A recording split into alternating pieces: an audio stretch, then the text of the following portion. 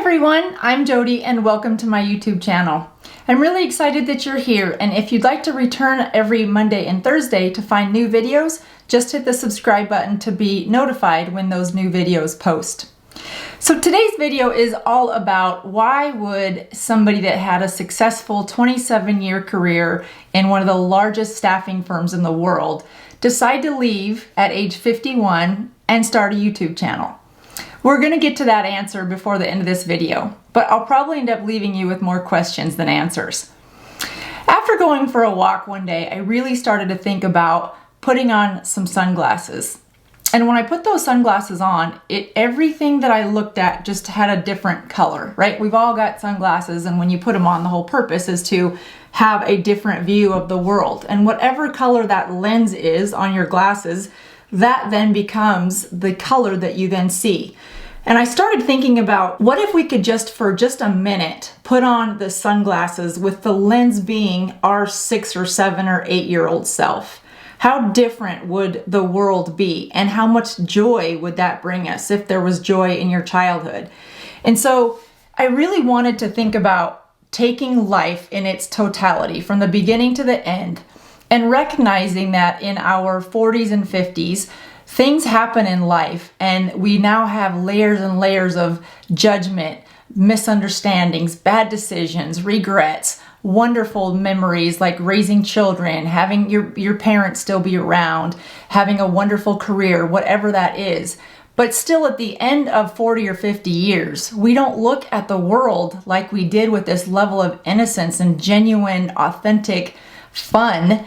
And I'm just questioning why I personally don't. And part of it, the answer really was, gosh, I forgot what it was like to live as an 8-year-old. I forgot what it was like to be on a swing and swing as high as I felt safe before I just jumped out of the swing onto the sawdust below.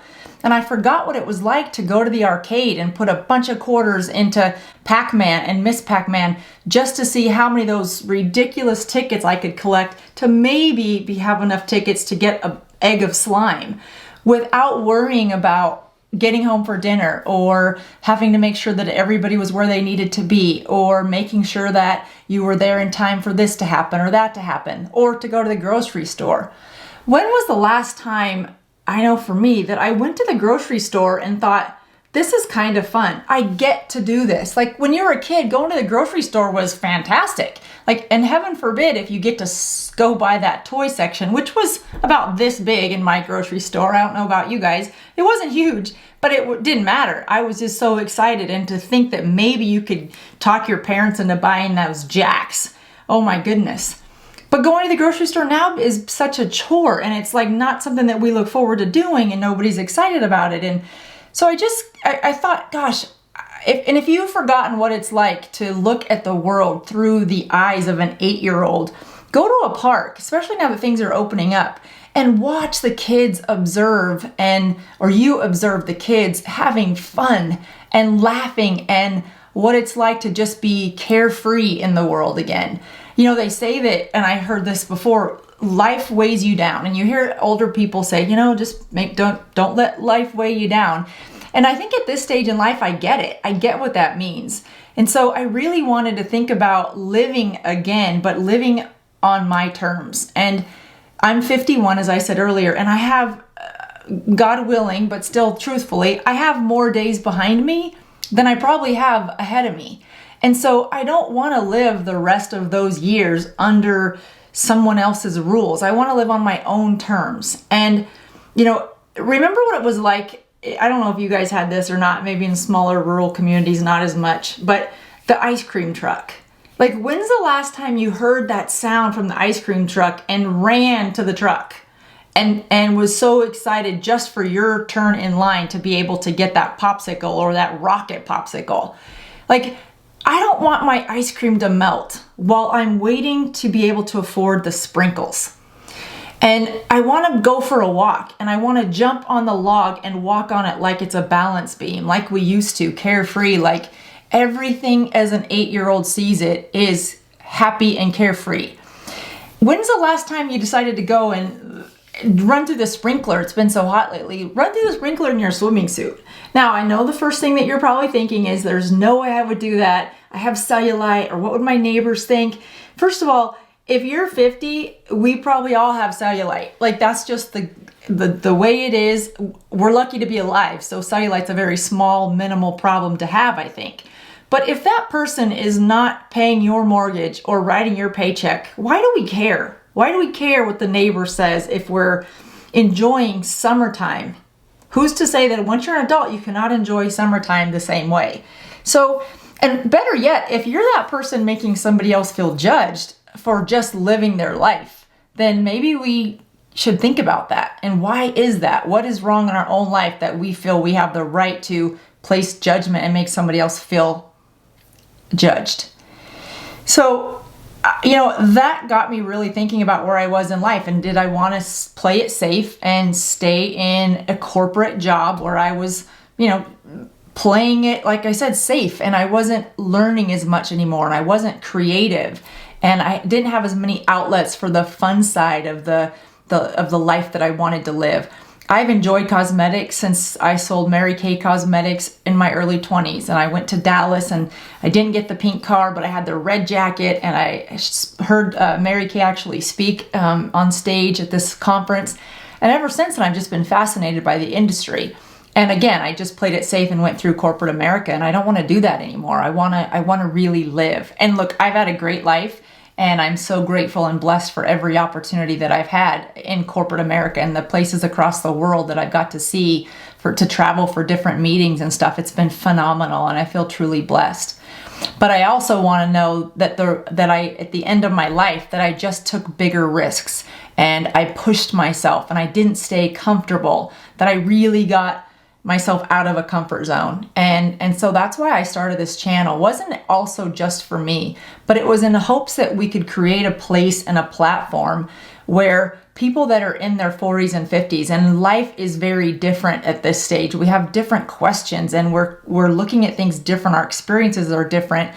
Our body starts changing in ways that there's really, there's pieces of information, but no one really talks about it. So I wanted to create a place where we could observe those things, but also have some fun and remember what it was like to be a kid. I think about, when you hear somebody that just bought a new red Corvette or a convertible, or they're getting some work done, the first thing that people tend to say is, oh, well, they must be going through a midlife crisis. Well, crisis by the very definition is trouble or distraught. I don't know about you guys, but I don't want to have lived this far in my life and worked as hard as I have to now be labeled as I'm in trouble or distraught. Like, shouldn't we change that name to midlife pivot, or midlife reboot, or midlife refresh, or midlife second do-over, or midlife something other than crisis? I mean, you probably buy a Corvette convertible or get a facelift at 50 or 55 because you can finally afford it. That's probably the true answer of why it takes that long, or it's that stage. But if you look at the totality of your life from beginning to end, I don't want to get to this stage and have it be defined as a crisis. So I hope you guys join me on this journey and really challenge why we do what we do, and do we live the way we truly want to live. I think about that jar of coins that all of us in this age bracket probably have, because for some reason we're savers to some degree, and you throw your coins in a jar, and those coins are probably getting older as time goes on, because if we're honest, no one's really buying or spending money with coins anymore. But what are we saving all those coins for? Is it for that one vacation that we think we're going to take, and this year the jar's not full enough, so we're going to keep putting in money in the jar till next year's vacation?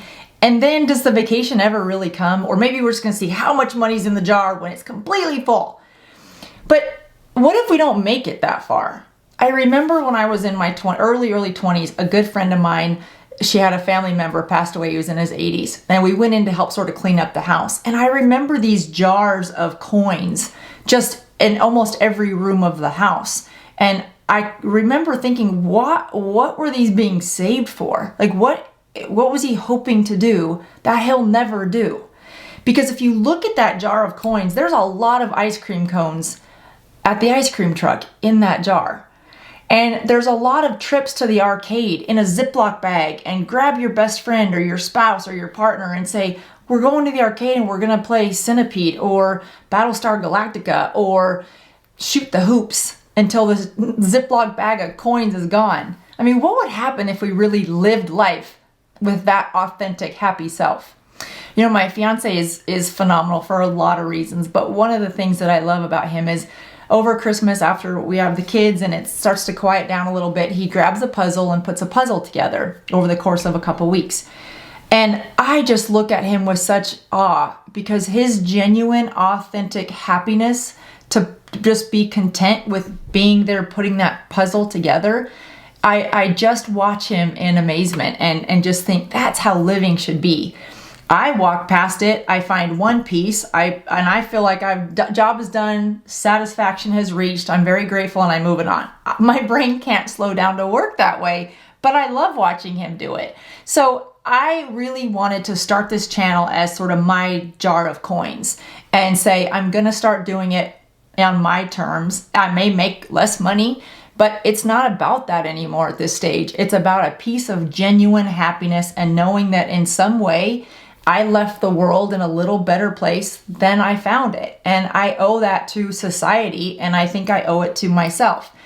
So with the loving support of my family and friends and my fiance and my new family that I'm so blessed to be getting, I just wanted to start this channel again so that we can all get together and talk about what it's like to be at this stage of our life, but how exciting it is and what challenges and adventures lie ahead.